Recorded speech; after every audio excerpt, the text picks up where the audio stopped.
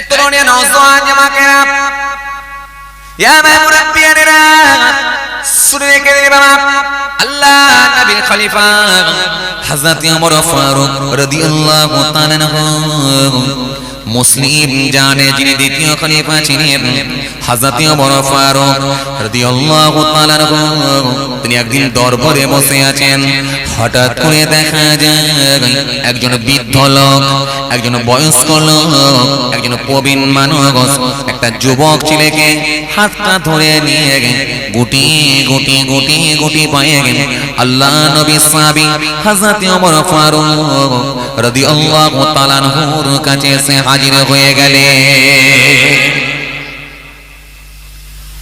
একজন বৃদ্ধ লোক একজন বয়স্ক লোক গুটি গুটি পায়ে একটা যুবক ছেলেকে নিয়ে হযরতে ওমর ফারুক হুজুরের দরবারে হাজির হলেন। হযরত ওমর ফারুককে সালাম দিলেন, সালাম দিয়ে বললেন ওয়াল্লাহ নবী সাহাবী বেয়াদবি নেবেন না হুজুর, এই ছেলেটা হলো আমারই সন্তান, এই ছেলেটা হলো আমারই বেটা, তবে একটা কথা শুনেন এই ছেলেটা কিন্তু আমাকে আব্বা বলে ডাকে না, আমাকে বাপ বলে ডাকে না। বাপের মনে যে কষ্ট, বাপের মনে যে জ্বালা, বাপের মনে যে যন্ত্রণা, বাপের মনে যে ব্যথা, এটা পৃথিবীর কোনো মানুষ বুঝতে পারে না। কারণ কোনো সন্তান যদি তার বাপকে আব্বা বলে না ডাকে এর থেকে দুঃখ আর কিছু হতে পারে না। মনটা খারাপ।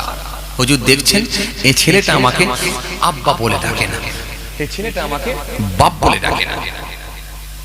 হযরত ওমর ফারুক একটু রাগান্বিত হলেন, চোখগুলো একটু লাল লাল হয়ে গেল।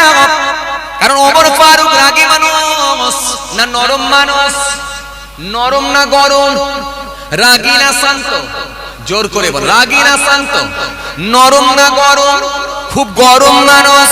হযরত ওমর ফারুক একটু রাগান্বিত হলেন, লাল চোখ বার করে একবার তাকালেন, তাকিয়ে বললেন বেটা তুমি কি তোমার আব্বাকে আব্বা বলে ডাকো না?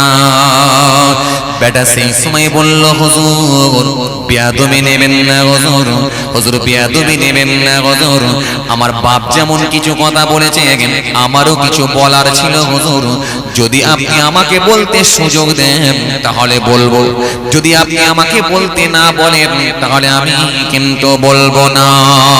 হযরত ওমর ফারুক হুজুর বললেন একতরফা বিচার করা যায় না, বিচার করতে হলে দু তরফের মানুষের, দু তরণের মানুষের কাছে বক্তব্য শুনতে হবে।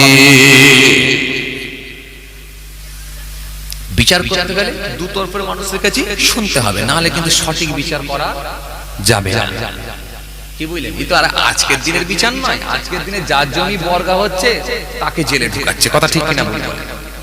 যার জমি বর্গা হচ্ছে তাকে জেলে ঢুকাচ্ছে, যে বর্গা করছে সে রাজনীতি ঝান্ডা ধরছে, একটা ব্যানারের নিচে আছে, ব্যাস সব মাফ। যাকে ধর্ষণ করা হচ্ছে তাকেই জেলে দিচ্ছে, যিনি ধর্ষণ করছেন তিনি রাজনীতি করে ঝান্ডা ধরে ঘুরে বেড়াচ্ছেন, তা সব মাফ। আবার মিটিং মিছিলও করতে পারবেন না এ রাজ্যে, তবুও মানুষ একটু মিছিল মিটিংটা করতে পারে। ইউপিতে মিছিল মিটিংও করতে দেয় না, মিছিল যেই করতে যাবে বুলডোজার দিয়ে ঘর ভেঙে দেবে। নামই উঠে গেল বুলডোজার বাবা, দেখেছেন না? কথা বলে না, এটা হ্যাঁ না বলতে হবে রে ভাই।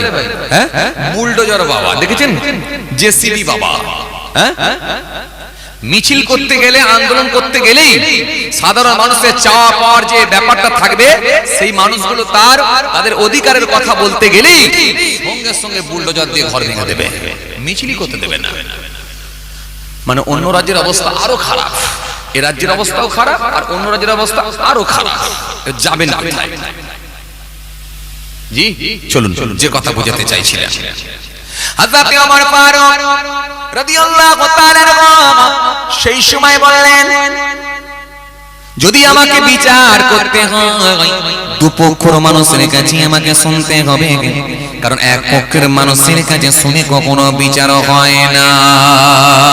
হযরত ওমর ফারুক হুজুর মুসলিম জানে দ্বিতীয় খলিফা হযরত ওমর ফারুক রাদিয়াল্লাহু তাআলা আনহু তিনি বড় রাগী মানুষ ছিলেন, কিন্তু আল্লাহর নবী সাহাবী ছিলেন, বিশ্ব নবী ঘোষণা দিয়েছিলেন ওমরকে আমার আল্লাহ এত ভালোবাসেন, এত আল্লাহ ওমরের উপরে খুশি হয়ে গেছেন, আমার পরে যদি কেউ নবী হতো তো হযরত ওমর নবী হয়ে যেত। আরো জোরে বলেন, কারণ হযরত ওমরের কথাগুলো আল্লাহর ওহীর সঙ্গে মিলে যায়, ওমরের কথাগুলো ওহীর সঙ্গে মিলে যায়। রাসূলুল্লাহর উপরে যে ওহী আসতো সে হযরত ওমরের কথাগুলো ওহীর সঙ্গে মিলে যেত। এইজন্য আল্লাহর নবী বললেন আমার পরে যদি কেউ নবী হতো তো হযরত ওমর নবী হয়ে যেত। হযরত ওমর সেই সময় বললেন ছেলে তোমারও বক্তব্য কিছু থাকলে বলো। শুনছেন তো আপনারা? আলহামদুলিল্লাহ, বলো তোমার কি বক্তব্য আছে? ছেলে বলে, ছেলে বলল হুজুর বলবো, বলে বলো।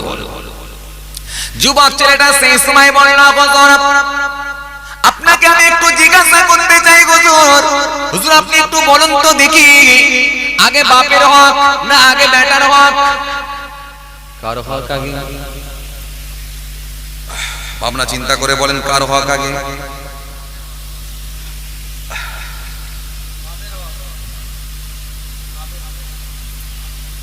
ও বলছে আব্বার হক বাপের হক, আপনারা বলেন কার হক আগে?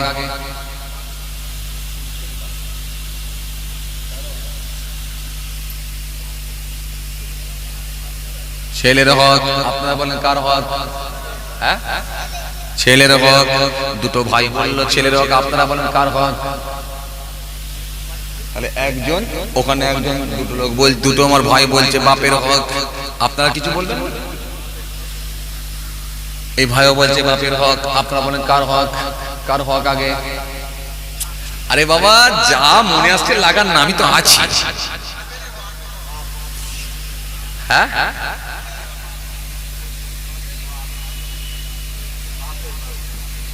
ভাবনা চিন্তা করে বলেন কার হক?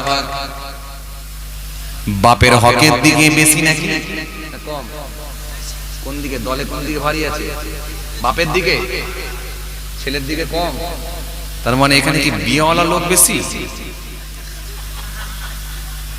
আচ্ছা একটু তকবীর দিয়ে দেখি। আচ্ছা বিয়েওয়ালারা তকবীর দেন তো, এই যাদের বিয়ে হয়নি দেবেন। এই কোচি তুই বিয়ে হয় না তো তুই দিবি না? যারা বিয়ে করেছেন দেবে না, আর দাদুরাও দিতে পারবে। কি বললাম? দাদুরাও দেবে। অনেক আগে বিয়ে হলেও তুমি দাদুরাও দিতে পারবে, ও তো বিয়েওয়ালা। দাদুরাও দিতে পারবে, দাদুরাও দেবে বাপেরাও দেবে। এক কথাই যাদের বিয়ে হয়েছে, মানে এই রিসেন্ট ২-৪ দিনের মধ্যেও যদি ২০-৫০ দিনের মধ্যেও যদি বিয়ে হয়ে থাকে, ২ মাসের মধ্যে বিয়ে হয়ে থাকলে তবুও দেবে, অসুবিধা নেই, বিয়েওয়ালা হলেই হবে। কিন্তু যারা বিয়ে করেনি তারা দেবে দেবে। এই ছেলে তুই দিবি নি এখন? তোরা দিবি নি? যারা আইবুড়ো আছে ইয়ং ছেলে ইয়ং ভাইরা দেবেন না। আর বিয়েওয়ালা মানুষরা দেন তো একবার দেখি। আমি লোক ভোট কোন দিকে বেশি আছে একবার দেখে নি। নারের থেকে বীর বিয়েওয়ালাদের বিরাট টেম্পার রে ভাই। হ্যাঁ আচ্ছা আর একবার দেন তো, বিয়েওয়ালারা দেবেন, দেন তো, দাদুরাও দিতে পারবে, চাচাও দিতে পারবে, সমস্যা কিছু নেই। একবার দেন তো দেখি নারের থেকে বীর।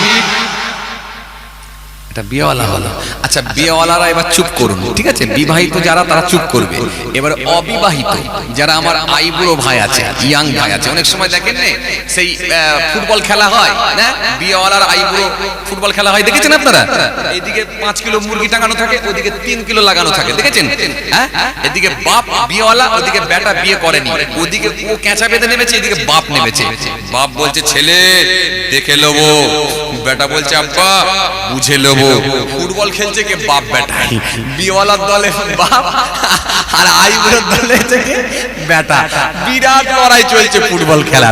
তো এইবারে যারা বিয়েওয়ালা নয় তারা দেবে, যারা অবিবাহিত তারা দেবে, যারা বিয়েওয়ালা চুপ করবে। এবার অবিবাহিতরা একবার দেন তো দেখি নারে তাকবীর। বোঝা মুশকিল হয়ে যাচ্ছে ভোট কোন দিকে বেশি আছে। হ্যাঁ এই কোনটা বেশি হলো? হ্যাঁ বুঝা গেল নি? বিবাহিত বেশি। আচ্ছা আর একবার যারা বিবাহিত তারা দেন তো দেখি, আমি ঠিক ধরতে পারলাম না। বিবাহিত যারা তারা আর একবার দেন দেখি। না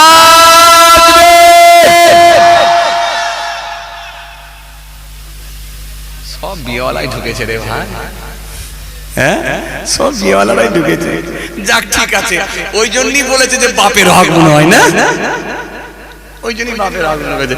এই ছেলেগুলো বেচারা আই বলে ছেলে, ওরা ভাবছে যে ছেলের হকটাই বলে ছেলে দিয়েছে। যাক ঠিক আছে, চলুন এবার আমি মূল আলোচনায় যাই। একটু মাঝে মাঝে নাড়িয়ে নাড়িয়ে দিচ্ছি, কেন জানেন ঘুমের সঙ্গে একটা সম্পর্ক থাকে রাত হলে, এই জন্য একটু নাড়িয়ে নাড়িয়ে দিলাম। চলেন এবার আমি মূল আলোচনায় যাই, যেখান থেকে ছেড়ে এলাম। হযরতে ওমর ফারুককে জিজ্ঞাসা করা হলো, হুজুর আগে বাপের হক না আগে বেটার হক? আল্লাহ নবী খলিফাতুল মুসলিমিন হযরতে ওমর ফারুক রাদিয়াল্লাহু তাআলা আনহু সেই সময় বললেন, ছেলে শোনো, আগে বাপের হক তারপরে বেটার হক, আগে কিন্তু বাপের হক। আল্লাহ নবী সাহাবীকে ওই যুবক ছেলেটা বলল, হুজুর আগে যদি বাপের হক থাকে তাহলে বাপের হকগুলো, বাপের করণীয় কাজগুলো একটু বলুন। আল্লাহ নবী সাহাবী বলেছিলেন, বাপের কতগুলো করণীয় কাজ আছে, দায়িত্ব আছে। তার মধ্যে এক নাম্বার 1 হলো, একটা বাপ যখন বিয়ে করবে, বিয়ে করার আগে একটা সতী ধার্মিকা মহিলা দেখে বিয়ে করবে। যে মহিলাটা হবে ধার্মিকা, যে মহিলাটা হবে পর্দাওয়ালা, পর্দানাসিনা, এরকম একটা ধার্মিকা মহিলা, তার মধ্যে নামাজ রোজা দিন ধর্ম সবকিছু আছে, এরকম একটা ধার্মিকা মহিলা দেখে বিয়ে করবে। এটা হলো বাপের প্রথম করণীয় কাজ।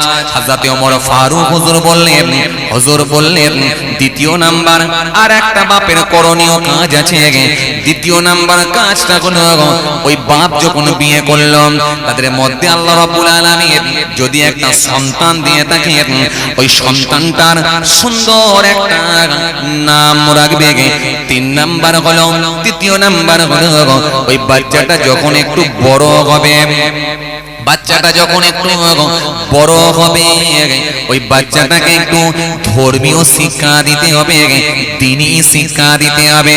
হুজুর তারপরে বলুন, হযরত ওমর ফারুক হুজুর বললেন 4 নাম্বার হলো, ওই ছেলেটা যখন একটু বড় হবে, আরো বড় হবে, বিয়ে শাদীর বয়স হয়ে যাবে। বিয়ে শাদীর বয়স যখন হয়ে যাবে, ওই ছেলেটার বিয়ে শাদী দিয়ে দিতে হবে। এটাই হলো বাপের করণীয় কাজ। কমপক্ষে এগুলো করতেই হবে।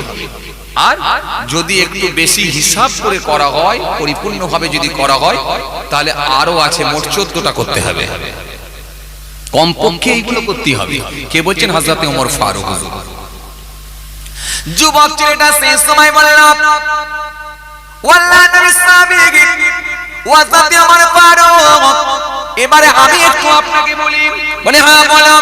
বলে আপনি বললেন একটা ধার্মিকা মহিলাকে বিয়ে করতে হবে, কিন্তু আমার বাপ এমন একটা ধার্মিকা মেয়েকে বিয়ে করেছে, ইয়ামান দেশের একটা বাঁদিকে বিয়ে করেছে।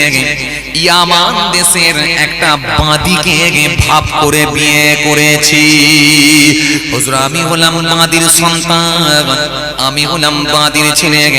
এরপরে আপনি বলেছিলেন 2 নম্বরে একটা সুন্দর নাম রাখতে হবে, কিন্তু আমার আব্বা আমার একটা সুন্দর মডার্ন নাম দিয়েছেন, যে নামটা হলো জাল্লাদ। মারাত্মক নাম। আচ্ছা আপনাদের পাড়ায় জাল্লাদ কেউ আছে? নেই না?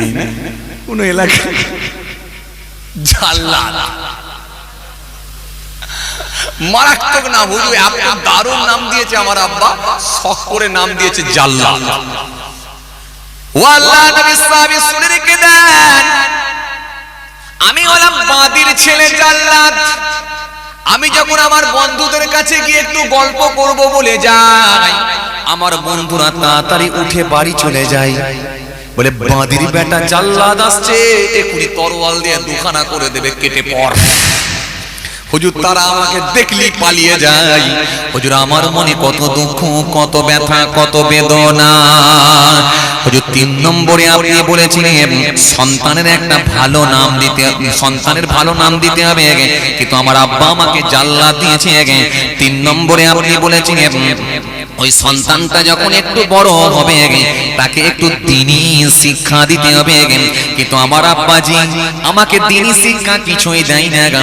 আমার পেটেতে যদি লাথি মারা হয়, আলিফ বে তে সে কি জিনিস কখনো আমি চোখে দেখি না, মুখেও কিন্তু পড়তে পারবো না। হুজুর 4 নম্বরে আপনি বলেছিলেন বিয়ে শাদীর বয়স হলে বিয়ে শাদী দিয়ে দিতে হবে। হুজুর আমার মুখের দিকে একটু তাকিয়ে দেখুন তো দেখি আমার বিয়ে শাদীর বয়স হয়েছে কিনা। হযরত ওমর ফারুক তাকিয়ে বললেন ছেলে বিয়ে শাদীর বয়স হওয়া তো দূরের কথা, বিয়ে শাদীর বয়স পার হয়ে চলে যাচ্ছে। ছেলেটা বলল হুজুর আপনি বললেন বিয়ে শাদীর বয়স পার হয়ে চলে যাচ্ছে, আমার আব্বা বিয়ে দিয়া তো দূরের কথা, বিয়ের গল্পটাও কোনোদিন আমাকে শোনায় না। এবারে বলুন কি করব, কি বুঝলেন? এবারে বলুন কি করব? হযরত ওমর ফারুক একটু রেগে গেলেন, লাল চোখ বের করে দেখলেন, দেখে তরোয়াল থেকে খাপ থেকে তরোয়ালটা বের করলেন, কেটে বের করে বললেন দুজনই কেটে পড়ো, নাহলে খবর আছে। বলো রাগী মানুষ তো, কেটে পড়ো নাহলে খবর আছে। এই তরুণীরা নওজোয়ান যুবকেরা ইয়া মুরব্বিয়ারা শুনে রেখে দে বাবা, হযরত ওমর ফারুক 1 নম্বরে কি বলেছিলেন? ধার্মিকা বলতে কেমন? আল্লাহ নবী নূর নবী হাদিস শরীফের মধ্যে সুন্দর করে জানিয়েছেন তুনকাহুল মারওয়াতু লিআরবাইন লিমালিহা ওয়া লিহাসাবিহা ওয়া লিজামালিহা ওয়া লিদীনিহা ফাসবারু বিযাতি দীন তারিবাত ইয়াদাকা। আল্লাহ নবী নূর নবী বললেন যখন একটা মহিলাকে বিয়ে করবে আমি রাসূলুল্লাহ বলি ওই মহিলার 4টি গুণ দেখে বিয়ে করবে, ওই মহিলার মধ্যে 4টি গুণ দেখে নেবে। 4টে গুণ কি বলবো? বলে দেবো? বলবো? বুড়ো লোকেদের শুনে আর লাভ হবে?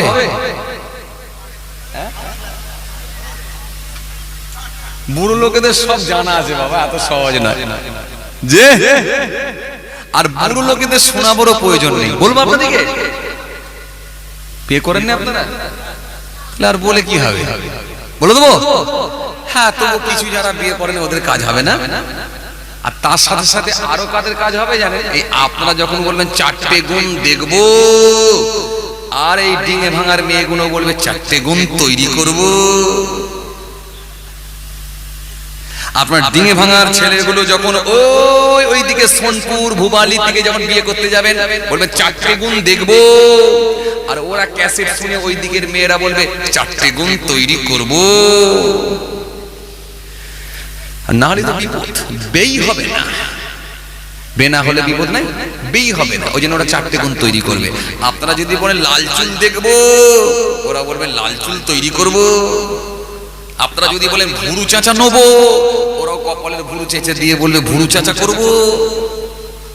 যেমন খুঁজবেন তেমন পাবেন। দাও আওয়াজ কিন্তু আপনাদেরকে দিতে হবে। তাহলে আওয়াজ কারা দেবে? এই যুব সমাজ। আওয়াজ কারা দেবে? আমার যুবক ভাইরা। আমি হয়তো একটু ছন্দ আকারে বলছি বলে, একটু আমি খোলাখালে বলছি বলে হয়তো আপনাদেরকে মজা লাগছে, হাসছেন, কিন্তু একটু হাসিয়ে বলছি বলে হাসছেন, কিন্তু কথাগুলো বাস্তব। আপনারা যেমন খুঁজবেন তেমন পাবেন। আপনারা যদি বলেন জিন্সের প্যান্ট নেবো, তাহলে ওরা বলবেন ফাটা প্যান্ট পরে আছি, রেডি যাব। বলবে না? তো জিন্সের প্যান্ট পরা মেয়ে আছে না নেই? ফাটা প্যান্ট আছে জি। এই জন্য আপনাদেরকে আওয়াজ আগে তুলতে হবে। 4টে গুণ দেখবে। এই 4টে কি কি জানেন? আল্লাহ নেই বললেন 4টে গুণ দেখো। 1 নম্বরে কি? তুনকাহুল মারওয়াতু লিআরবাইন লিমালিহা। আল্লাহ নেই বলে 1 নম্বরে লিমালিহা, তার ধন সম্পদ দেখো, সম্পদ দেখো। আপনারা বলবেন মাশাআল্লাহ, ওটাই তো আমরা দেখি, সম্পদ দেখি। যদি থাকে সম্পদ করতে পারবো আমরা আমোদ। যদি থাকে শ্বশুরের 4 চাকা নিশ্চয়ই দেবে আমাদেরকে 2 চাকা। এরকম ছেলে আছে না নাই? শ্বশুরের পয়সা লোক এরকম ছেলে আছে না নাই? আপনাদের দিকে চলে? কোথা চলে? চলে যৌতুক চলে? কথা বলে না, যৌতুক চলে? হ্যাঁ, আমি মালদায় গিয়ে জিজ্ঞাসা করছি আপনাদের এখানে যৌতুক চলে, কোথা চলে? বলছে হুজুর কি কইছেন হুজুর, এক একটা আম বাগান দিয়ে দেয় হুজুর। মালদায় তো আম চাষ। বলছে হুজুর এক একটা আম বাগান দিয়ে দেয় হুজুর। আম বাগান কি রে? আম বাগানের দাম কত? বলে হুজুর কারো আম বাগান হুজুর 10 লাখ টাকা হুজুর, কারো আম বাগান 15 লাখ টাকা হুজুর, কারো আম বাগান 12 লাখ টাকা হুজুর, কারো আম বাগান 18 লাখ টাকা হুজুর। 18 লাখ টাকার আম বাগান দিয়ে দেয়? বলে হ্যাঁ হুজুর, ছেলের কোয়ালিটি আছে, মাসে 1 লাখ টাকা স্যালারি পায়। ওরে চাঙ্গা গরু না, গরু চাঙ্গা আছে জি। সন্ধ্যালিয়া হাটের গরু তো নাকি মোহাম্মদ ভাই? হ্যাঁ, এই চাঙ্গা গরু কুরবানির মার্কেটে যে যদি ল্যাজ নেড়ে দেওয়া হয় টিং করে লাফিয়ে ওঠে। যে চাঙ্গা গরু কথা বলে, পিঠটা চাপড়ে দিয়ে দালাল বলছে চাঙ্গা গরু নিয়ে যাও না, খালি ছুটবে। হ্যাঁ, এই জন্য বলি ছেলেগুলো চাঙ্গা গরু। যে ছেলে ক্যারিয়ার তৈরি করেছে, মাসে 1 লাখ টাকা স্যালারি, মাসে 50,000 টাকা স্যালারি, তো 50,000 টাকা স্যালারি তার শ্বশুর তাকে 10 লাখ টাকা দেবে না? মানে তেলা মাথাতেই তেল দেবে, তাই না? কথা বলেন, তেলা মাথায় তেল দেবে না? 50,000 টাকা যে মাস গেলে পাচ্ছে তাকে দেওয়ার কি দরকার ছিল? একটা গরিবের ছেলেকে তুলে নিয়ে ব্যবসা করে দিয়ে উদ্ধার করা, সেটা করবে না। আর ও কিন্তু গরিবের মেয়েকে বিয়ে করে নিয়ে তাকে সংসারের অভাবটাকে পূরণ করব তাও করবে না। ও সে বড় লোকের মেয়ের বাড়িতে যাবে, সেও যেন ওখান থেকে ভালো 10 লাখ টাকা পায়, মাল যেন ভালো পেয়ে যায়। মানে তেলা মাথাতেই তেল দিতে সবাই রাজি, কেউ কিন্তু শুকনো মাথায় তেল দেবে না। কথা ঠিক কিনা? বাস্তব কথা বলে, এগুলো বাস্তব না? বাস্তব এগুলো। হ্যাঁ, এগুলো হচ্ছে আজকের দিনে। আল্লাহ নবী তাআলা 1 নম্বরে কি বললেন? 1 নম্বরে কি বললেন? সম্পদ দেখো, সম্পদ বলতে কেমন? একেবারে 5 তলা বাড়ির মেয়েকে নিয়ে ছিটে বাড়া বাড়িতে যেন নিয়ে শোনা, তাহলে ও কিন্তু বেশি দিন থাকবে না, লংজিভিটি হবে না। আর ছিটে পাড়া বাড়ির মেয়েকে নিয়ে গিয়ে 5 তলা বাড়িতে যেন নিয়ে যেও না, তাহলে ও কিন্তু বেশি দিন থাকবে না। উপর দিকে তাকিয়ে যখন দেখবে ঝাড়বাতি দেখবে, ডান দিকে যখন এসি দেখবে, এয়ার কন্ডিশন দেখবে, গোটা ঘরটা যখন মজা করা আছে দেখবে, বক্স খাট দেখবে, আলমারি দেখবে, ফার্নিচারের আলমারি দেখবে, তখন ওই মেয়েটার মাথা খারাপ হয়ে যাবে। মাঝে মাঝে বলবে কি ছিলাম, কি হলাম, আরো কি খবরে বাবা। তার মানে ও টিকবে না। এর ব্যাখ্যাই বলা হলো, এই সম্পদের কথা বলা হয় না, এই সম্পদের কথা বলা হয় না। সম্পদ বলতে কেমন, এর ব্যাখ্যায় বলা হয়েছে যার সঙ্গে তুমি কম্প্রোমাইজ করে নিতে পারবে, যার সঙ্গে তোমার অ্যাডজাস্টমেন্ট হবে, যার সঙ্গে তুমি অ্যাডজাস্ট করে চলতে পারবে। তোমার বাড়িতে যদি 3 প্যাকেট মিষ্টি নিয়ে আসে, তুমিও 2 প্যাকেট মিষ্টি দেওয়ার মতো ক্ষমতা রাখবে। এই যার সঙ্গে কুটুমালাটা তোমার বহাল থাকবে, এরকম দেখে একটা তুমি বিবাহ করো। মানে তুমি যে লেভেলের মানুষ সেই লেভেলেরই একটা মেয়েকে বিয়ে করো। অতিরিক্ত সম্পদ যেন তুমি যেন লোভের বিয়ে করো না, কারণ ওই মেয়েটা তোমার বাড়িতে বেশি দিন থাকবে না। আজকে সমাজে এরকম হচ্ছে কি হয় না? ঘরে দেখুন বউ এলো, 3 মাস পরে বউ হাওয়া, এরকম ঘটনা ঘটে না? হ্যাঁ, এই কদিন আগে আমি সেই সরবেরিয়ার ওইদিকে একটা জলসা করছি, এই জলসায় গেছি, 11টায় টাইম উঠবো, কথা বুঝতে পারছি, 11:15 বাজছে রাতের বেলা, হঠাৎ করে দেখি ফোন ঢুকছে, ক্রিং ক্রিং করে বাজছে। ফোনটা ধরলাম, হ্যালো, কে বলছেন? কে বলছেন? আসসালামু আলাইকুম হুজুর। ওয়ালাইকুম আসসালাম। কে বলছেন? হুজুর আমি সেই মুর্শিদাবাদ থেকে বলছি, চিনতে পারছেন? আমি সেই অমুক বলছি, আমার এখানে সে আপনি জলসায় এসেছিলেন অমুক গ্রাম। এরকম করে আস্তে আস্তে বলতে বলতে আমি বুঝে গেলাম। আমি বললাম হ্যাঁ বুঝতে পেরেছি বুঝতে পেরেছি। কি হয়েছে জি এত রাত্রে? না জানি ভাইজান আপনি জলসায় গেছেন জানি, তবু একটু ফোন করলাম, বড় বিপদে পড়ে গেছি। আমি কি বিপদে পড়েছেন? আর বলবেন না ভাইজান, বড় বিপদে পড়ে গেছি, একটু দোয়া নেওয়ার জন্য ফোন করলাম, যাতে করে আপনি একটু অন্তত দোয়া করেন। কি হয়েছে বলেন না? ভাইজান বলবেন না, এই 10 মিনিট আগে আমার সেজো ভাবিটা উঠে পালিয়ে গেছে। 10 মিনিট আগে সেজো ভাবিটা উঠে হাওয়া। ফোনের যুগ খাওয়া। হুজুরের কাছে ফোন করছে, হুজুর একটু দোয়া করুন। এই দোয়ার কাজ সে এখন আমোদে মেতেছে, একে দোয়া করে কি করে ঘোরাঘুরি হয়? হ্যাঁ, ফোনেতে হাওয়া। হ্যালো, কোথায় আছো? বলে আমি এই যে অমুকের বাড়ির পিছনে দাঁড়িয়ে আছি। বলে আমি পুকুরটা পার হচ্ছি। হাওয়া হাওয়া। এই জন্য বিশ্বনবী বললেন টিকবে না, টিকবে না, টিকবে না। যদি টেকাতে চাও, আমি নবী বলি চারটে গুণ দেখে নাও, তার মধ্যে চারটে গুণ থাকতে হবে। চারটে গুণ বৈশিষ্ট্য এরকম মহিলাকে তুমি বিবাহ করো। এক নম্বরে সম্পদ। কেমন? তুমি যে লেভেলের, তুমি যে ক্যাটাগরির, এইরকম দেখলে তোমার লেভেলের একটা মেয়েকে বিবাহ করো, সেই বাড়ি থেকে বিয়ে করে নিয়ে এসো। তোমার আত্মীয়তাটা ভালো থাকবে, ঠিক থাকবে। এটা নাম্বার ওয়ান। লেমা লিহা। এরপর আল্লাহর নবী আর একটা কথা বললেন, এবং তার বংশ মর্যাদা দেখো, বংশ দেখে নাও। এবার আপনাদেরকে আমি জিজ্ঞাসা করব, আমাদের সমাজে অনেক মানুষ আছে, আমরা কিন্তু বংশ দেখি না। বংশ দেখি, বংশ দেখি না। এখন বংশ দেখবেন কি করে? বেশিরভাগ বিয়ে তো এখন ফোনে হচ্ছে, কথা ঠিক কিনা? সত্যি কথা বলে তো বংশ দেখবেন কি করে? যার সঙ্গে ফোনে হয়েছে হ্যালো, সেই আমার কাছে ভালো। সে ভক্তি কি খ্রিস্টান নাকি মুচি তা আমার দেখা দরকার নাই। যার সঙ্গে ফোনে হয়েছে হ্যালো, সেই আমার কাছে ভালো। তুমি যেহেতু আমার বুড়ো বাপ, তার বাড়িতে গিয়ে কথা বলো। বলো, বাস্তবতা বলো। হচ্ছে আল্লাহ নবী নূর নবী কি বললেন? বংশ মর্যাদা দেখো। দু নম্বরে বংশ দেখে নাও। কি? যে মেয়েটা তোমার ঘরে আসবে, যে মেয়েটা তোমার বৌমা হবে, ওই বৌমার আব্বার খবরটা লাগাও। তোমার যে বিয়াই হবে, দিনে ক প্যাকেট করে বিড়ি লাগে একটু খোঁজটা লাও। তোমার বিয়ায়ের বিড়ি কবে?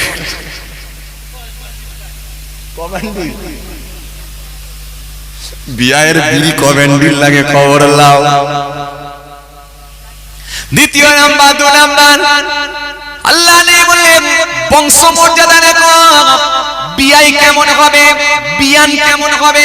যে ওই মেয়েটার মা বিয়ান, ওই বিয়ানটা প্রতিবেশী মানুষের জমিতে ধান খাইয়ে দিয়ে, ছাগল নিয়ে গিয়ে লোকের জমিতে ধান খাইয়ে আবার লোককে গালাগালি করে দিয়ে চলে আসে নাকি খবরটা লাগো। তোমার বিয়ানটা গালাগালিতে পিএইচডি করেছে নাকি খবরটা লাগো। আছে না? হ্যাঁ, কেন তোমার বিয়ান যদি গালাগালিতে পিএইচডি করে, তাহলে বৌমাও খুব একটা ভালো হবে না। ও হালকা হলেও দেবে, খেতে তোমাকে হবে। শুনছেন? খেতে তোমাকে হবে। বিশ্বনবী বললেন বংশ মর্যাদা দেখো। তার বাপকুল, মাকুল, শ্বশুরকুল, শাশুড়িকুল, কোন দিক দিয়ে দোস্তুতি আছে নাকি? বিয়ায়ের বাপকুল, মাকুল, শ্বশুরকুল, শাশুড়িকুল, যে মেয়েটা বৌমা হবে তার মা বাবা একটু দেখে নাও। বংশ মর্যাদা একটু দেখে নাও। কোন বংশের মেয়ে এটা অন্তত জেনে নাও। কোন বংশের মেয়ে তুমি এটা অন্তত দেখে নাও। আল্লাহর নবী নূর নবী বললেন দ্বিতীয় নম্বরে হলো বংশ মর্যাদা। বিশ্বনবী আবার একটা কথা বললেন, লিমালিহা ওয়ালি হাসাবিহা। তিন নম্বরে আমার নবী বললেন ওয়ালি জামালিহা। এরপরে আমার নবী বললেন তার সৌন্দর্য দেখো। ওই মেয়েটা কেমন দেখতে এটা প্রথমেই দেখে নাও। মেয়েটা চলবে কি চলবে না প্রথমেই তুমি সিদ্ধান্ত নাও। তার সৌন্দর্যটা দেখে নাও। সৌন্দর্যটা দেখবে কে? যে ছেলেটা বিয়ে করবে সে নিজে। কিন্তু আমাদের সমাজ এখন উল্টো। এখন সমাজে যে বিয়ে করবে সে দেখতে যায় না, সে দিল্লিতে আছে আর 80 বছরের দাদিকে পাঠাচ্ছে দেখতে। 80 বছরের দাদি যাচ্ছে, কিংবা 72 বছরের নানি যাচ্ছে কুনে দেখতে, নাত বউ দেখতে। 72 বছরের নানি যাচ্ছে হাজার পাওয়ারের চশমা, হাজার পাওয়ারের চশমা পরে বলছে দেখি তো মা তোমার মাথাটা দেখি। আগে মুখ দেখবে না, আগে তোর মাথা দেখি। আগেকার লোক মাথা আগে দেখলে মাথাটা যখন হ্যাট করেছেন 80 বছরের নানি বলছে 1000 পাওয়ারের চশমা পরেছি, ওর মাথা থেকে কি একটাও লিখি আমি বার করতে পারবো না। ভালো করে খুলে খুলে দেখতে দেখতে যখন চুলের গোড়ায় একটা ময়লা দেখতে পেয়েছে, কি অসভ্য মেয়েরে, 4টে ডাঙরে ঘুরছিস। তাহলে একটা ময়লাকে দেখছে 4টে ডাঙর, মানে 1000 পাওয়ারের চশমা। এটা দেখার তরিকা নয়, এটা দেখার কোনো সিস্টেম নয়। আমাদের সমাজে এগুলো আজকে দিনে আছে। ছেলে দিল্লিতে থাকে, হায়দ্রাবাদে থাকে, আহমেদাবাদে থাকে, ছেলে কুড়ে দেখতে যায় না, বরং দেখতে যাচ্ছে কে, তার 10টা বন্ধু দেখতে যাচ্ছে। 10টা বন্ধু দেখতে গিয়ে দেরাদুন চালের বিরিয়ানি খাচ্ছে, প্রথমে লুচি খাচ্ছে, চানা মশলা খাচ্ছে, দেরাদুন চালের বিরিয়ানি খাচ্ছে, কোফতা খাচ্ছে, কাবাব খাচ্ছে, টিকিয়া খাচ্ছে, সালাদ খাচ্ছে, আন্ডা খাচ্ছে, দই খাচ্ছে, ডিম ভাজা খাচ্ছে, মাছ ভাজা খাচ্ছে, গোশ ভাজা খাচ্ছে, মগজ ভাজা, খেতে কি মজা। চালাচ্ছে, সব রকম চালিয়ে দিয়ে জিরু পানি খেয়ে হজম করছে। লাস্টে বলছে সিলিমচিটা কোথায়, সিলিমচিটাই কোন থেকে দিচ্ছে, বলে এত লেটে সিলিমচি। যাবার সময় বন্ধুকে ফোন করলো, বন্ধু কোনেও ঠিক আছে, খাবারও ঠিক আছে, কিন্তু সিলিমচি দিতে দেরি করছে। খুব একটা ভালো হবে না, তোকে হাত ধোয়াবে না জানিস। তখন ওই বন্ধু বলছে, ঠিক বলেছিস বন্ধু, তোরা যা বলবি তাই।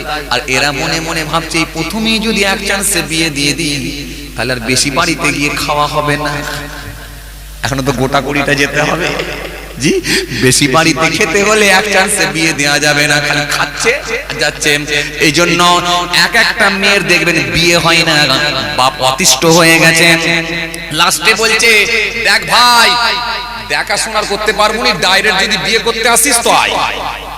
মানে ডাইরেক্ট বিয়ে করতে এলে একবারে পাগড়ি পরে আয়, দেখে নিবি, পছন্দ হলে বিয়ে করে যাবি, কিন্তু দেখাশোনা বন্ধ কর। কেন, দেখাতে দেখাতেই সে ফকির আছে না, নাই কথা বলে, দেখাশোনা করতে করতে ফকির, এগুলো বাস্তব।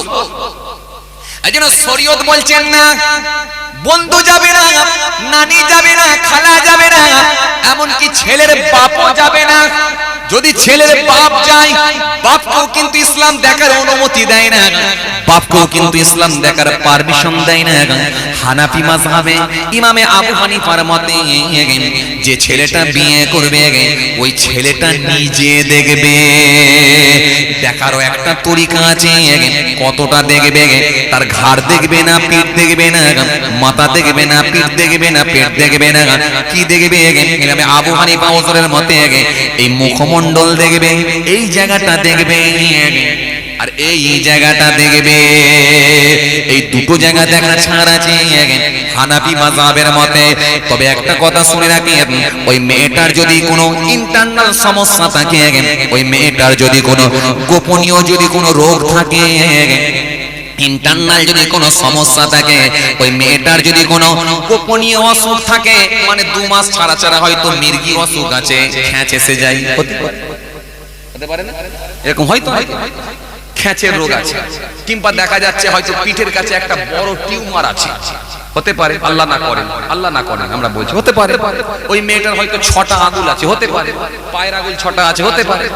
এজন্য হানাফি মাযহাবের মতে মাসলা এসেছে, ওই মেয়েটার যদি কোনো ইন্টারনাল সমস্যা থাকে, ওই মেয়েটার যদি কোনো গোপনীয় রোগ থাকে, ওই মেয়েটার যদি কোনো বড় ধরনের অসুখ থাকে, পাত্র পক্ষকে প্রথমেই শেয়ার করবে, বলে দেবে। ওই মেয়ের বাপ ছেলের বাপকে বলবে, কিংবা ছেলের কোনো আত্মীয়কে বলে দেবে, দেখো মেয়ে পছন্দ তোমাদের হয়েছে, বাড়ি ঘর দর হয়েছে, সবই ঠিক আছে, কিন্তু মনে রাখো আমার মেয়ের একটা সমস্যা আছে, 1.5 মাস 2 মাস ছাড়া ছাড়া মাঝে মাঝে খ্যাঁচ হয়, মির্গি অসুখ আছে। তবে ডাক্তারি চলছে, আগে আরো বেশি হতো, আলহামদুলিল্লাহ দোয়া তাবিজ ডাক্তারি সবই চলছে, দাওয়া দোয়া দুই চলছে, কিন্তু মনে রাখো এখন অনেকটা কমে গেছে, কিন্তু হয়তো ভালো হতে পারে কিংবা নাও পারে, সেটা আল্লাহর ইচ্ছা। তবে ওষুধ আমি খাইয়ে যাচ্ছি, কিন্তু তোমাদেরকে প্রথমে বলে দিচ্ছি যদি বিয়ে করতে হয় জেনে শুনে করো। এজন্য হানাফি মাযহাবের মতে প্রথমেই বলে দিতে হবে, যদি প্রথমে না বলা হয় হয়তো ওই বিয়েটাই কোনো সমস্যা হতে পারে, আজ না হলেও 6 মাস পরে হতে পারে, আজ না হলে 2 বছর পরেও সমস্যা হতে পারে। কথা ঠিক কিনা বলেন? এর নাম ইসলাম। কি বুঝলেন? তাহলে দেখবে কে যে ছেলেটা বিয়ে করবে, এমন কি তার বাপ যদি বিয়েতে যায়, এই দেখাশোনায় যায়, বাপ দেখাটাও বৈধ হবে না। বাপ যাবে মেহমান খাবে আর বেরিয়ে আসবে, দাঁতে কাঠি মারবে, দাঁতে কাঠি মারবে, গোশ খেয়ে দাঁতে কাঠি মারবে, কিন্তু বাপ দেখবে না। দেখবে কে? ছেলের বাড়ি থেকে যদি কোনো মহিলা যায় দেখার অনুমতি আছে, দেখতে পাবে, কিন্তু ছেলে মাস্ট যে বিবাহ করবে তাকে দেখতে হবে। কেন? তার পছন্দটাই মেন পছন্দ। কিন্তু তা বলে যেন ফোনে পছন্দ নয়। ফোনে পছন্দ হচ্ছে না এখন? হ্যাঁ, এই ফোনে পছন্দটা কিন্তু ইসলাম জায়েজ করেনি। পার্কে গিয়ে পছন্দটা ইসলাম জায়েজ করে। ইসলাম জায়েজ করে জি। ওই এক ছাতার নিচে যিনি পানি হবে ধরে ধরে যাবে, ওইগুলো কিন্তু ইসলাম কখনো সমর্থন করেনি। এটা মাথায় রাখবেন, এটা কিন্তু ইসলামে হারাম। এটা ইসলামে হারাম। আপনি দেখাশোনায় যাচ্ছেন, যে প্রথমে একদম অপরিচিত মহিলাকে ফার্স্ট চান্সে আপনি দেখলেন, পছন্দ কি না পছন্দ সেটা ক্লিয়ার করে দিলেন, এটা আপনার জন্য দেখা বৈধ হবে। বুঝে গেল? 3 নাম্বার। 4 নম্বরে আমার নবী আর একটা কথা বললেন, লিমালিহা ওয়ালিহাসাবিহা ওয়ালিজামালিহা ওয়ালিদীনিহা। আল্লাহ নবী বলেন একটা কথা বললেন, ওয়ালিদীনিহা। আল্লাহ নবী বললেন শেষে আমি আর একটা কথা বলে যাই, শেষেরটা কি? তার দিনদারিতা, তার মধ্যে ধর্ম আছে নাকি, তার মধ্যে দিনদারি আছে নাকি, সে একজন ধার্মিকা নাকি, সতী রমণী, ধার্মিকা রমণী। এই রমণীকে তোমরা বিবাহ করো, তো দাও, তো এরকম মহিলাকে বিবাহ করো। আর দুনিয়া কুল্লুহা মাতাউন ওয়া খায়রু মাতাঈদ দুনিয়া আল মারআতুস সালিহা। আল্লাহ নবী বললেন দুনিয়ার সমস্ত কিছু তুচ্ছ ক্ষণস্থায়ী সম্পদ, আর এই ক্ষণস্থায়ী সম্পদের মধ্যে সর্বোত্তম সম্পদ হলো মুসলিম সতী ধার্মিকা রমণী। যে রমণীটা আল্লাহ মানে, নবী মানে, দিন মানে, কোরআন মানে, কোরআন পড়ে, পর্দা পশিদার মধ্যে থাকে, মাথায় গায়ে কাপড় দেয়, এই মহিলাটাই হলো সতী রমণী। এই ধার্মিকা মহিলাটা সম্মান আল্লাহ এত বাড়িয়ে দিয়েছেন। আল্লাহ নবী বললেন দুনিয়া সমস্ত কিছু তুচ্ছ ক্ষণস্থায়ী সম্পদ, আর এই ক্ষণস্থায়ী সম্পদের মধ্যে সর্বোত্তম সম্পদ হলো মুসলিম ধার্মিকা রমণী। বড় বড় বাড়ি, লম্বা লম্বা গাড়ি, মাঠ মাঠ জমি, সবই ক্ষণস্থায়ী। আর এই ক্ষণস্থায়ী সম্পদের মধ্যে সর্বোত্তম সম্পদ হলো মুসলিম ধার্মিকা রমণী। শেষেরটা আমার নবী কি বললেন? ধার্মিকা রমণী। দেখো তার মাথায় গায়ে কাপড় থাকে নাকি, নামাজ পড়ে নাকি, রোজা রাখে নাকি, কোরআন শরীফ পড়তে পারে নাকি, সে একটু কি বলে যখন টিউশন পড়তে যেত, স্কুল পড়তে যেত, স্কুলে যেত, মাথায় গায়ে কাপড় দিয়ে তার মধ্যে লজ্জা আছে নাকি, এই রকম একটা দেখে ধার্মিকা মহিলা সতী রমণীকে তোমরা বিয়ে করো। আল্লাহ নবী এরপরে বললেন কি? ফাসপারু বিযাতিদ দ্বীন। আমি রাসূলুল্লাহ বলি তোমরা যদি গেনার হতে চাও, সাকসেসফুল হতে চাও, তাহলে ওই ধার্মিকা রমণীর গুরুত্বটা বাড়িয়ে দাও। আর যদি না করো তারিবাত ইয়াদাকা, আল্লাহর নাইবান তোমার হাত দুটো ধুলায় ধূসরিত হোক, তুমি ধ্বংসপ্রাপ্ত হবে। সুতরাং আগের তিনটে যদি নাও পাও, আগের তিনটে গুণ যদি নাও পাও, শেষেরটা কিন্তু অবশ্যই দেখো।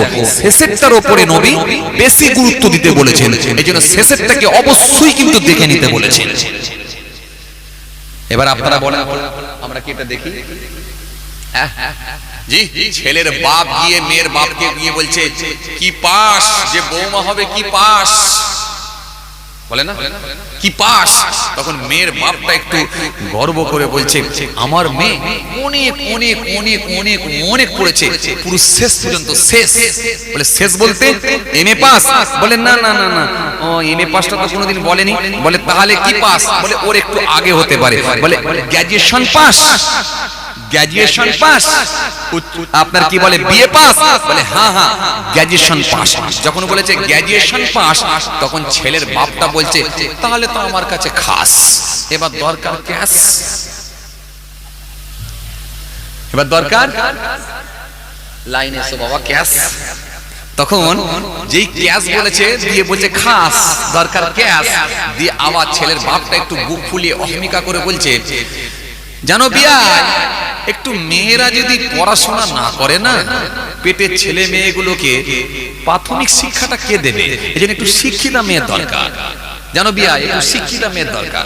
যখন বলেছে একটু শিক্ষিতা মেয়ের দরকার, তখন ওই মেয়েটা ঘরের ভেতরে ছিল, দাঁতটা চিবিয়ে চিবিয়ে বলছে দাঁড়া না, দাঁড়া, শিক্ষিতা মেয়ে দরকার তো, দাঁড়া না, পেটের ছেলে মেয়েগুলোকে পড়াবে বলে বলছে শিক্ষিতা মেয়ে দরকার, দাঁড়া, আমার ছেলে মেয়েকে তো পরে পড়াবো, আগে তোর ছেলেকে পড়াবো। তোর ছেলে মানে কাকে? রং নাম্বার না হয় ভালো করে বুঝবেন, তোর ছেলে মানে কাকে পড়াবো? ও দাঁত চিপি চিপে ভিতরি ওয়াদা করছে তোর ছেলেকে পড়াবো, ব্যাস পড়াতে হবে। বিয়ে হয়ে গেল, আলহামদুলিল্লাহ বিয়ে হয়ে গেল, মাথায় পাগড়ি দিয়ে সব কমপ্লিট হয়ে গেল।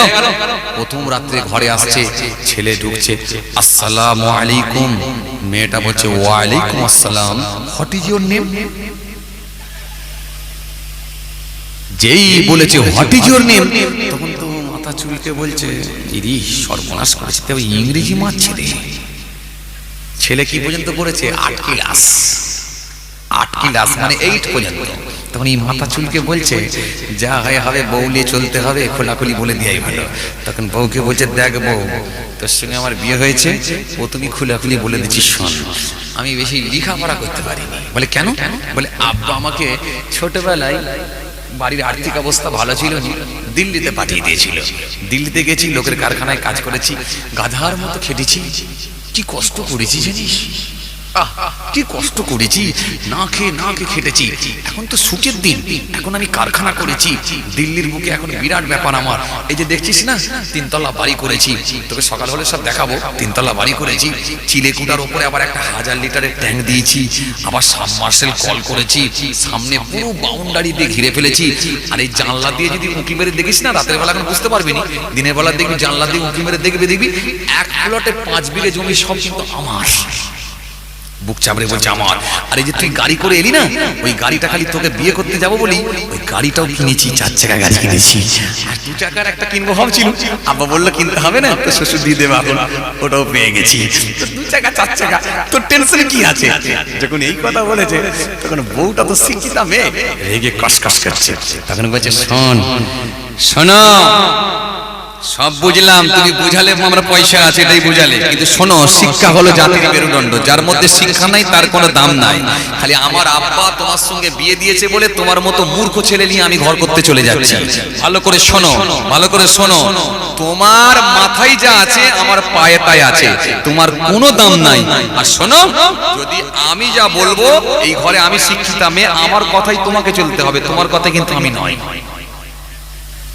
দারুণ কথা বলে দিয়েছে, দিয়ে বলছে শোনো আমার কথায় যদি না তুমি চলো তাহলে কিন্তু গন্ডগোল আছে, কেন আমি বেশি বুঝি, তুমি তো কলেজের দরজা দেখোনি, কিছুই বুঝোনি, দুনিয়া কি বোঝো, এক জায়গায় কাজ করেছো, ইনকাম করেছো, এবার তুমি কথা দাও তো আমার কথায় চলবে। ছেলেটা চুপচাপ হয়ে যাচ্ছে, মাথা চুলকাচ্ছে, কি করি নাহলে আবার নতুন বউ হাতছাড়া যদি হয়ে যায়, কি করি, একদিকে বাপ মা আর একদিকে বউ, কোন দিকে যাই, গন্ডগোলের সূত্রপাত করতে থেকে বুঝতে পারছেন।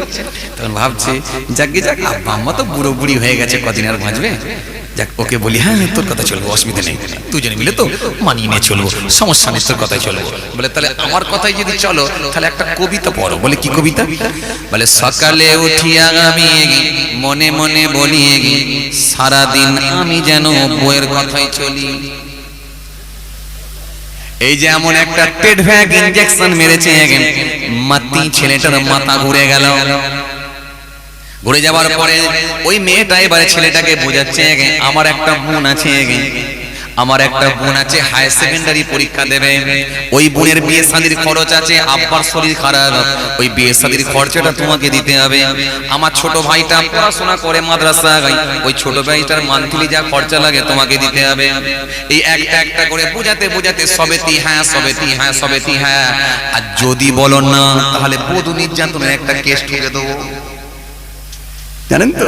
টানা হাতের ইংরেজি লিখলো একটা কাগজে, টানা হাতের ইংরেজি লিখে দু কলম লিখে দিয়ে বলছে দেখো এটা কি আছে। বলে আমি তো কিছুই বুঝতে পারিনি। বলে একটা অ্যাপ্লিকেশন তৈরি করলাম। বলে বুঝতে পারোনি? বলে একটা অক্ষরও পড়তে পারিনি। বলে শোনো এটা একটা বধূ নির্যাতনের কেস ঠুকে দেবো, আমি যা বলবো তুমি তাই করবে, যদি না করো তাহলে একটা বধূ নির্যাতনের কেস ঠুকে দেবো। আর আপনাদের এখানে কোন থানা? ভাঙর থানা। ভাঙর থানায় গিয়ে জমা দেব। তোমার তো জানা আছে হাইকোর্ট থেকে সুপ্রিম কোর্ট পর্যন্ত সব এখন মেয়েদের আইন, ঠিক না? ঠিক না? এখন বউ যদি হাতের উপরে বেলেট মেরে দু চারটে যদি জায়গায় দিয়ে খুন বার করে দিয়ে যদি কেঁদে কেটে যদি ভাঙর থানায় যায় না, ও যত বড়ই নামাজি শ্বশুর হোক সব বেটাকে তুলে নিয়ে পুলিশ চলে যাবে। ঠিক বলছি না ভুল বলছি? এই কথা আমার বলাও রিস্ক। মেয়েরা শুনছে নাকি জানি না। ঘুমিয়ে পড়েছে তো? হ্যাঁ জেগেছে? ইয়াল্লাহ হ্যাঁ এই সর্বনাশ করেছে। এই মা বোন বেটিরা জানেন এরকম করবেন না বাবা। শ্বশুরগুলোকে আর জেলে পাঠাসনি বাপ, যা হয়েছে হয়েছে, অনেক করেছি বাপ, মানিয়ে নে থাক বাবা, থাক বাবা। আর সরকার যা আইন করছে খুব সমস্যা, কার দোষ না দোষ দেখবে না। যাক খবরদার এরকম করবেন না। আর স্বামীগুলোকেও বলবো বউগুলোকে মানিয়ে নিয়ে চলবেন, মারবেন না। কিছু কিছু এমন সব পাইকাররা আছে গরু মেরে মেরে এমন অভ্যেস হয়ে গেছে, ভাত দিয়ে তো চর মেরে বলছে ভাত দে। তো বাজে অভ্যাস, কত বাজে। ভাত দে বলছে চর মেরে, গালে চর মেরে বলছে ভাত দিতে পারিস, কোন থেকে তুই এসে বসে আছিস দেখতে পাইনিস? বেয়াদব কোথাকারে। হ্যাঁ তুমি হুজুর ভক্ত হয়েছো, তুমি ওয়াজ শুনতে যাচ্ছ, বেয়াদব। রাসূলুল্লাহ নিজের স্ত্রীদেরকে কত ভালোবাসতেন, যে তার স্ত্রীর ভোট পাবে, স্ত্রী যাকে বলবে আমার স্বামী ভালো, ওই স্বামীটাকে আল্লাহ রাব্বুল আলামিন খুশি হয়ে গিয়ে কবুল করে নেবেন। এজন্য স্ত্রীর সম্মতি নিতে হবে স্বামীকে, এটা মাথায় রাখবেন। আপনার স্ত্রী যেন বলে যে না আমার স্বামী খুব ভালো, এজন্য স্বামী হয়ে আপনার দায়িত্বগুলো পালন করবেন। একটা মেয়ে পরের মেয়েকে বাড়িতে নিয়ে এসেছে, পরের মেয়েকে বাড়িতে নিয়ে এসেছে, সে নিজের বাপ ছেড়ে দিয়ে, মা ছেড়ে দিয়ে, আত্মীয়দের ছেড়ে দিয়ে আপনার বাড়িতে এসে পড়ে আছে, আপনি তাকে মারছেন, আপনার লজ্জা করে না? কড়া ভাষায় কথা বলছেন, গালাগালি করছেন, আপনার লজ্জা করে না? খবরদার এই আচরণ করবেন না, এটা শরীয়ত বহির্ভূত কাজ। খবরদার নবিয়ানা নকশা কখনো হবে না। এজন্য বিশ্বনবী এত মহব্বত করতেন নিজের আহলিয়াদেরকে। আম্মাজান আয়েশা সিদ্দিকা বলেন, আমি যে গ্লাসে পানি পান করতাম ওই গ্লাসে আমার রাসূলুল্লাহ ওই জায়গাতেই মুখ দিয়ে পানি পান করতেন। জোরে বলবেন না, আরো জোরে বলবেন না, আরো জোরে বলবেন না। আম্মা আয়েশা সিদ্দিকা বলেন, আমি যখন গোশতের টুকরা হাড় থেকে ছিঁড়ে খেতাম, যে জায়গাতে মুখ দিয়ে ছিঁড়ে খেতাম, আমার নবী থাকতে না পেরে আমার হাড়টাকে নিয়ে যখন আমি হাড়টাকে ফেলে দিতাম, ওই হাড়টাকে তুলে নিয়ে আল্লাহ রাসূল ওই জায়গাতে মুখ দিয়ে টেনে টেনে ছিঁড়ে ছিঁড়ে খেতেন। আমি বলতাম, ইয়া রাসূলুল্লাহ, হাবিবাল্লাহ, হুজুর আপনি কেন এরকম করছেন হুজুর? আমার নবী বলতেন, আয়েশা তুমি আমাকে ভালোবাসো, আমি তোমাকে ভালোবাসি আয়েশা, এই তোমার আমার মহব্বতটা বাড়ানোর জন্য আমি এটা করছি। আর বড় দুঃখের সঙ্গে বলতে হয়, আমাদের কিছু যুবক ছেলেরা দুলাভাই হয়ে জলসা রাতে বাদাম কিনে নিয়ে যাচ্ছে শালিকে খাওয়াবে। বেয়াদব কোথাকারে, জলসা রাতে বাদাম কিনে নিয়ে যাচ্ছে শালিকে খাওয়াবে। বলে ও তো আমার আছে, ওটা তো আছে, লজ্জা করে না? বেয়াদব, বেয়াদব। আল্লাহ নারাজ হয়ে যাবে, নবীর নকশা কখনো তুমি চলতে পারবে না। এইজন্য রাসূলুল্লাহ যা শিখিয়েছে সব আমাদের শিক্ষা গ্রহণ করতে হবে। কথা ঠিক কিনা ভুল বলেন? জি। এইজন্য আপনি আপনার বিবিকে ভালোবাসুন, বিবিকে মহব্বত করা আপনার জন্য সুন্নত হয়ে যাবে। কেন? এটা নবিয়ানা নকশায় যদি হয়ে যায় এটা আপনার জন্য সুন্নত হবে, এটা সুন্নাত হয়ে যাবে। আর বিবি স্বামীকে মহব্বত করুন, খবরদার থানাতে যাবেন না, যাবেন না। সমস্যা হলে বাড়িতে বসে মেটাবে, মেটাবে। এক সংসারে থাকতে গেলে অনেক ঝড়ঝাপটা আসবে, কথা ঠিক না? আবার বলে মেটান। বিবি একটু রেগে গেছে, দুটো কথা বলছে, আপনি চুপ করুন, করে দরকার হলে কোনো হুজুরের ওয়াজ থাকলে মেয়েদের নিয়ে যে ওয়াজ আছে একটু শুনিয়ে দেন, এই দেখ কি বলছে দেখছিস তো, বলে ওকে হাসিয়ে দেন। বলবেন না ঠিকই বলেছে, ঠিকই বলেছে, রেগে গেছিলাম। হ্যাঁ বুঝতে পেরেছি তুই রেগে গেছিস, বলে একটু ভুলিয়ে দেন ওকে। মেয়েরা খুব লাজুক হয়, ওকে ভুলিয়ে দেন, বুঝিয়ে দেন, ও ঠিক নিশ্চয়ই বুঝবে, আপনাকে নিশ্চয়ই ভালোবাসবে, নিশ্চয়ই ভালোবাসবে। আপনি স্বামী হয়ে বিবির উপরে জুলুম করবেন না। বিবি তারা সারাদিন ধরে পরিশ্রম করে, কথা ঠিক কিনা? কথা বলো, সারাদিন ধরে পরিশ্রম করে, জি সারাদিন ধরে পরিশ্রম করে, রান্না করে, বাচ্চা মানুষ করে, থালা বাসন মাজে, কাপড় বাসন করে, আপনার শ্বশুর শাশুড়ি আছে তাদের সেবা করে, সমস্ত কাজটাই কিন্তু তাদেরকে সামলাতে হয়। এটা তো ঠিক, কথা বলছেন না কেন? এটা তো ঠিক। সুতরাং আপনি বিবির সঙ্গে খারাপ আচরণ করবেন না, নবী আর নকশায় চলুন। এই রাসূলুল্লাহ যে শিক্ষা দিয়েছেন সেই শিক্ষাই শিক্ষা গ্রহণ করুন। এতে আপনার ইহকালেও আপনি শান্তি পাবেন, পরকালেও মুক্তি পাবেন। চলুন তাহলে 4 নম্বরে কি ছিল? জি, ধার্মিকা মহিলা বিয়ে করা। বুঝাচ্ছে তো? তাহলে সন্তান হওয়ার আগে প্রথম কাজ কি? প্রথম কাজ হলো একটা মহিলাকে দেখে বিবাহ করা, নারীর গুণ দেখা। নারীদের দায়িত্ব হবে ওই গুণগুলোকে তৈরি করা, এটা নাম্বার 1।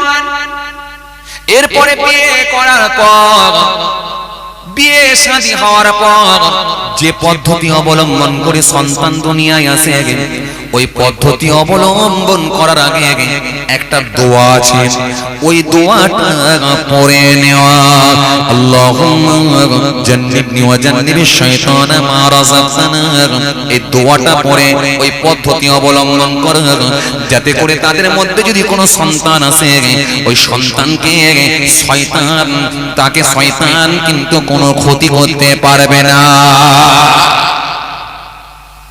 এটা হলো সন্তান হওয়ার আগে। তাহলে কটা কাজ হলো? কটা হলো?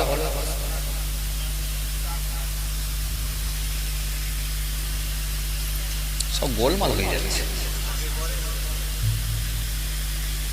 সেন্স আমার দিকে দেন, খেয়াল আমার দিকে দেন, ধ্যান কিন্তু ঘরে রাখলে হবে না। আমি বউলি ওয়াজ করছি বলে বউয়ের দিকে মন চলে যাবে, তাহলে কিন্তু গন্ডগোল হবে। আমি বলছি 2টো, ওনারা বলছে 5টা, কে বলছে 4টা। বিয়ে করার আগে কটা দায়িত্ব বলেছিলাম?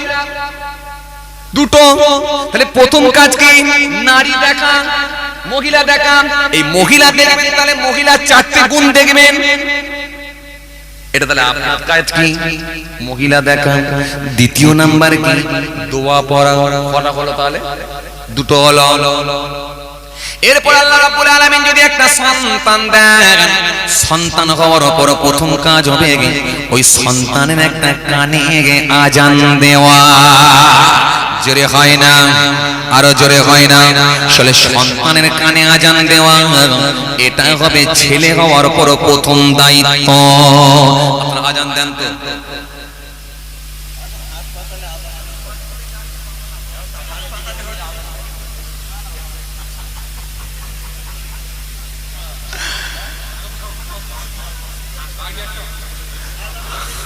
যে রাগ করছেন আপনারা? জোর করে রাগ করছেন? এগুলো জানা দরকার আছে না নেই? হাসপাতালে হোক আর জেলখানাতেই হোক, হাসপাতালে হোক আর জেলখানাতেই হোক, যেখানে হবে সেখানে আজান দিয়ে দেবেন। পারবেন? বলে হুজুর আজান দেবে কি? আজান দেবে তো উস্তাদজি, ইমাম সাহেব, আর আমি হলাম ছেলের বাপ, আমি আজান দিতে জানি? আমি তো তাস খেলার মাস্টার। হ্যাঁ কথা বলেন? আমি তো জুয়া খেলার মাস্টার। জি, সমাজে এমন মানুষ আছে মদ খাওয়ার মাস্টার। কোন কোম্পানির মদের দাম সব থেকে বেশি সেটা বলে দিতে পারবে। তাস খেলতে গেলে কোন চাল মারলে ভালো দান দেওয়া যাবে, অন্যজনকে হারিয়ে দেওয়া যাবে সেটা বলতে পারবে। দিনের বেলা লটারির টিকিট কাটতে পারে, এটা পারবে, কিন্তু ছেলের কানে আজান দিতে পারবে না, ভয় পাবে। আছে এমন বাপ আছে না নাই? এইজন্য প্রথম কাজ কি? প্রথম কাজ হলো বাচ্চার কানে আজান দেওয়া। এই আজানটা কেমন দেবেন? মনে রাখবেন হাদিস পাকের মধ্যে এসেছে, মহানবী সাল্লাল্লাহু আলাইহি সাল্লাম বলে দিয়েছেন, হাদিস পাকের মধ্যে এসেছে আল্লাহ নবী নূর নবীর বড় নাতি হযরত ইমাম হাসান রাদিয়াল্লাহু তাআলা আনহু তিনি যখন জন্মগ্রহণ করেছিলেন আল্লাহ নবী নূর নবী বিশ্ব নবী তিনার কানেতে আজান দিয়েছিলেন ওই আজানটা ছিল সালাতের আজানের নাই আজান, নামাজের আজানের নাই আজান।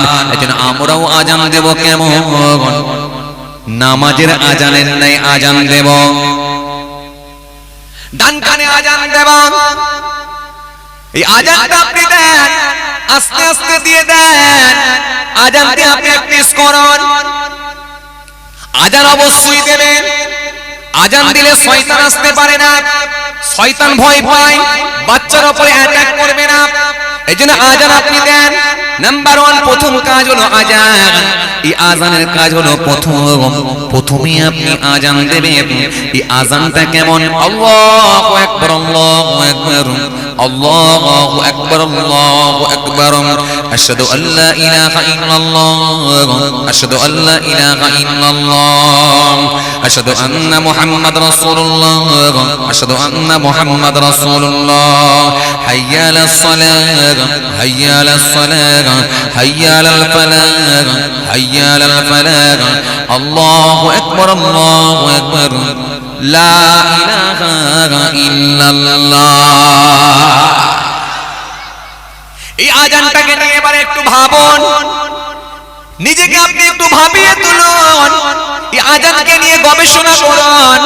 এই আজান শুনতে আপনি একটু নিজেকে নিয়ে ভাবান। এই আজানের গণনা করুন। আজানকে নিয়ে একটু ভাবুন। কি সুন্দর তার ছন্দ, কি সুন্দর তার টন, কি সুন্দর তার অর্থ, কি সুন্দর তার মানে, কি সুন্দর তার সামঞ্জস্যতা, কত সুন্দর গাণিতিক ব্যাপার, একটার সঙ্গে একটার মিল। আপনি অবাক হয়ে যাবেন। আপনি যখন আজান দিলেন আল্লাহু আকবার, আল্লাহু আকবার, তার মানে কি আল্লাহ সবচেয়ে বড় হ্যাঁ, আল্লাহ সবথেকে বড়, আল্লাহ সবথেকে বড়, আল্লাহ সবথেকে বড়, আল্লাহ সবথেকে বড়। আল্লাহু আকবার, আল্লাহু আকবার, আল্লাহ সবথেকে বড়, আল্লাহ সবথেকে বড়, আল্লাহ সবথেকে বড়। শেষে গিয়ে আপনি যখন বললেন আশহাদু আল্লা, শেষে গিয়ে আপনি বললেন আশহাদু হাইয়া আলাস সালাহ, হাইয়া আলাল ফালাহ, আল্লাহু আকবার, আল্লাহু আকবার, লা ইলাহা ইল্লাল্লাহ। প্রথমে বললেন কি আল্লাহু আকবার, আল্লাহু আকবার, আল্লাহ সবথেকে বড়, আল্লাহ সবথেকে বড়। শেষে গিয়ে বললেন লা ইলাহা ইল্লাল্লাহ, মানে আল্লাহ ছাড়া কোনো মাবুদ নাই। আরো জোরে বলেন, আরো জোরে বলেন। লা মানে কি নেই, কি নেই, ইলাহা কোন মাবুদ, কোন স্রষ্টা, কোন সৃষ্টিকর্তা। Negative, negative, negative. পজিটিভ কি ইল্লাল্লাহ, কেবল মাত্র আল্লাহ ছাড়া, আল্লাহ ছাড়া কোন মাবুদ নাই, আল্লাহ ছাড়া কোন স্রষ্টা নাই, আল্লাহ ছাড়া কোন সৃষ্টিকর্তা নাই। পরে কি বলা হলো? পরে কি বলা হলো? মুহাম্মাদুর রাসূলুল্লাহ সাল্লাল্লাহু আলাইহি ওয়াসাল্লাম। এই কালিমা শরীফটা আমরা পড়ি আর আজানে যখন আমরা দিই লা ইলাহা ইল্লাল্লাহ, নেই কোনো মাবুদ আল্লাহ ছাড়া। তাহলে প্রথমেও আল্লাহু আকবার, আল্লাহ সবথেকে বড়। শেষে বললাম লা ইলাহা ইল্লাল্লাহ, আল্লাহ ছাড়া কোনো মাবুদ নাই। হতে পারে এর মানে এটাই হতে পারে, মানে আল্লাহ প্রথমে, আল্লাহই শেষ, মানে আল্লাহই ছিলেন, আল্লাহই থাকবেন। আল্লাহ হলেন আদি, আল্লাহ হলেন অনন্ত, আল্লাহ হলেন আদি, আল্লাহ হলেন শেষ। এর মানে এটাই হতে পারে, মানে আল্লাহ ছিলেন, আল্লাহ থাকবেন। মাঝখানে আল্লাহ যা কিছু বানিয়েছেন সবটাই, সবকিছুই আল্লাহ ধ্বংস করে দেবেন। তার মানে আল্লাহ ছিলেন, আল্লাহ থাকবেন। এরপরে আপনি সেই আজানকে নিয়ে যদি গবেষণা করেন আপনি অবাক হয়ে যাবেন, অবাক হয়ে যাবেন, হতভম্ব হবেন, অবাক হয়ে যাবেন। কি অবাক? আপনি একবার দেখুন দেখুন দেখুন কি সুন্দর গাণিতিক ব্যাপার। এই আজানের মধ্যে যে ছন্দ, কত সুন্দর সামঞ্জস্যতা, আপনি অবাক হয়ে যাবেন। আপনি আল্লাহু আকবার, আল্লাহু আকবার, আশহাদু আল্লা ইলাহা ইল্লাল্লাহ যদি এটাকে নিয়ে খুঁজতে শুরু করেন, গোটা কোরআনে কারীমের ভেতরে 5 জায়গায় আপনি আজানের কথা পাবেন। কয় জায়গায়? 5 জায়গায় পাবেন। আজানা 2 জায়গায় পাবেন, উজ্জিন 1 জায়গায় পাবেন, মুয়াজ্জিন 2 জায়গায় পাবেন, মোট 5 জায়গায় পাবেন।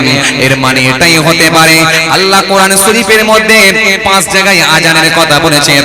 এর মানে এটাই হতে পারে 5 জায়গায় আল্লাহ কোরআনের মধ্যে আজানের কথা বলেছেন, আর তার বান্দা বান্দীদের জন্য 5 ওয়াক্তের নামাজও ফরজ করে দিয়েছেন। আরো জোরে বলেন, আরো জোরে বলেন। এরপরে আপনি আজানকে নিয়ে যদি গবেষণা করেন, আপনি অবাক হয়ে যাবেন কি সুন্দরতা ছন্দ। আপনি আজানটাকে নিয়ে যদি গণনা করেন, আপনি অবাক হবেন। আল্লাহু আকবার, আল্লাহু আকবার, আল্লাহু আকবার, আল্লাহু আকবার, আশহাদু আল্লা ইলাহা ইল্লাল্লাহ, আশহাদু আল্লা ইলাহা ইল্লাল্লাহ, আশহাদু আন্না মুহাম্মাদ রাসূলুল্লাহ, আশহাদু আন্না মুহাম্মাদ রাসূলুল্লাহ, হাইয়া আলাস সালাহ, হাইয়া আলাস সালাহ, হাইয়া আলাল ফালাহ, হাইয়া আলাল ফালাহ, আল্লাহু আকবার, আল্লাহু আকবার, লা ইলাহা ইল্লাল্লাহ। আপনি হিসাব করে যদি দেখেন 4 4 8 4 12, 12টা লাইন আছে। এই আজানের মধ্যে 12টা ছন্দ আছে। আজানের মধ্যে 12টা লাইন আছে। আপনি যখন বাচ্চার কানে আজানটা দিয়ে দিলেন, এর মানে এটাই হতে পারে 12 মাসই আল্লাহর নাম শুনিয়ে দিয়ে 12 মাসের জন্য তার উপরে নামাজ ফরজ হয়ে যাবে। এটা ওই বাচ্চার কানেতে আগে আপনি পৌঁছে দিলে।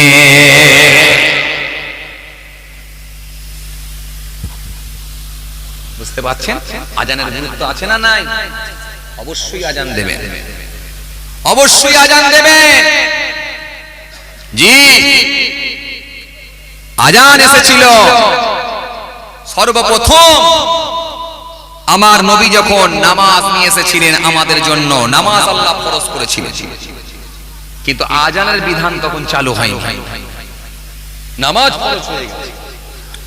আল্লাহ নবী এলেন, এসে সাহাবীদের সঙ্গে আলোচনা শুরু করলেন। সাহাবীরা কি করা যায় গো? সাহাবীরা কি করা যায় বলো তো? নামাজের জন্য মানুষকে কিভাবে আহ্বান করা হবে, নামাজের জন্য কিভাবে ডাকা হবে, নামাজের জন্য কিভাবে আহ্বান করা হবে, জামাতের সঙ্গে নামাজ পড়তে হবে, কিভাবে পড়া হবে? সাহাবীরা বলেন, কেউ কেউ সাহাবী বলেন, হুজুর পাহাড়ের উপরে উঠে আগুন জ্বালিয়ে দেওয়া হোক। আগুন জ্বালিয়ে দিলে লোকে বুঝতে পারবে, নামাজের জন্য তারা চলে আসবে, নামাজের জন্য আহ্বান করা হবে, পাহাড়ের উপরে আগুন জ্বালানো হোক। কেউ কেউ বলল, না হুজুর ওই পদ্ধতিটা ঠিক হবে না, আমরা কতগুলো সাহাবী একত্রিত হয়ে জোরে চিৎকার করব, আওয়াজ দেব, আওয়াজ দিলে লোকে বুঝতে পারবে, বুঝতে পেরে তারা জামাতের সঙ্গে নামাজ পড়তে আসবে। কেউ কেউ বলল, না হুজুর ওটা করার দরকার নাই, একটা ঘন্টা মারা হোক। ঘন্টা, ঘন্টা বোঝেন তো আপনারা? ঘন্টা, এই ঘন্টাটা যখন মারা হবে আওয়াজ হবে, আওয়াজ হলে লোকে বুঝতে পারবে যে নামাজের টাইম হয়ে গেছে, লোকে চলে আসবে, এসে জামাতের সঙ্গে নামাজ হবে। যেন ঘন্টা মারা হয়। বিশ্বনবী খুব চিন্তিত হয়ে পড়েছেন কিভাবে নামাজের জন্য ইনভাইট করা হবে, নামাজের জন্য আহ্বান কি করে হবে, আহ্বান কি করে করা হবে, নামাজের জন্য কি করে দাওয়াত দেওয়া হবে। চিন্তিত হয়ে পড়েছেন। কেউ কেউ বলল ঘন্টা মারা হোক, যে ঘন্টা মারা হোক।